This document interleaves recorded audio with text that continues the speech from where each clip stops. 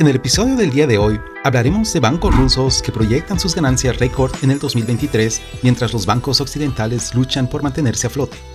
El exdirector de tecnologías de Coinbase cierra apuesta de $1 millón sobre el precio de Bitcoin antes de tiempo. La Reserva Federal de los Estados Unidos continúa elevando las tasas de interés para aplacar la inflación mientras la economía sigue estancada. El precio del oro sube a un nuevo alto histórico después de la subida de interés básico de la Fed. Cámara de Representantes de Carolina del Norte en Estados Unidos aprueba un proyecto de ley para prohibir los pagos en CBDCs al Estado. El gobernador republicano de Florida, Estados Unidos, Ron DeSantis, también se opone a las CBDCs. Y al final del episodio tendremos la frase del día. Bienvenidos a Mundo de Noticias Cripto. Así que, comencemos. Noticias Cripto. En contraste con los bancos occidentales que actualmente enfrentan dificultades financieras, los bancos rusos parecen estar en un camino estable hacia la rentabilidad. Según el Banco Central de Rusia, las ganancias netas del sector bancario podrían alcanzar 1,9 billones de rublos, cerca de $24,000 millones en este año, lo que es comparable a las ganancias del 2021.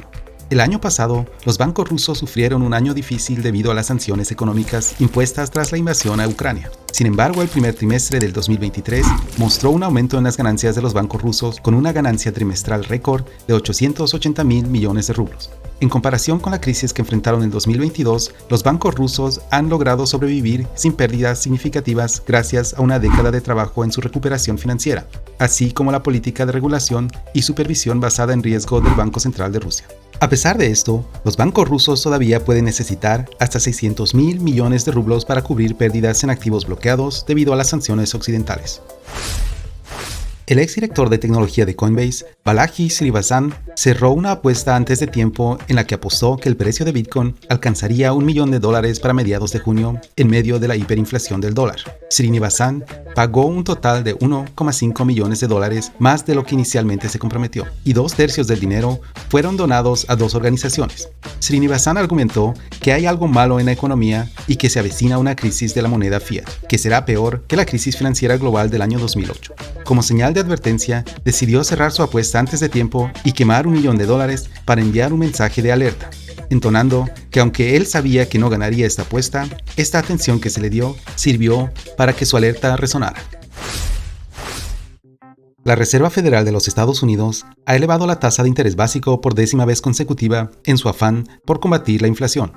La economía ha crecido modestamente el primer trimestre de este año, pero la inflación sigue siendo elevada en los Estados Unidos. Aunque se espera que la Reserva Federal reduzca las alzas de tasa para lo que queda del año, aún se considera necesaria una política monetaria más firme para alcanzar una inflación del 2% en este país. La conferencia de prensa de Jerome Powell dejó bastante confundidos a los oyentes, cuando este dijo que el sistema bancario estaba bastante firme y estable. También que no esperaba para nada que el Silicon Valley Bank quebrara, incluso habiendo tenido una presentación intensa sobre este tema en enero, solo un par de semanas antes de su colapso. Este también dejó en duda si la Fed seguirá incrementando el interés básico en junio. Después de la reunión de la Reserva Federal de los Estados Unidos, el precio del oro en la mañana del 4 de mayo superó los $2,080 por onza, sobrepasando su máximo histórico, el precio más alto desde el máximo histórico del 2020. El alza del oro se debió a la señal de la Fed de que el ciclo de subida de tasas de interés básico podría continuar, lo que puede desatar una incertidumbre en el sector bancario, y se especula que la gente recurrirá al oro para reservar el valor de su dinero ante la inflación y el miedo a que su banco entre en bancarrota. Pero antes de continuar, si quieres apoyarnos en seguir creando material sobre criptomonedas, déjanos un like o también puedes suscribirte al canal y tocar la campanita.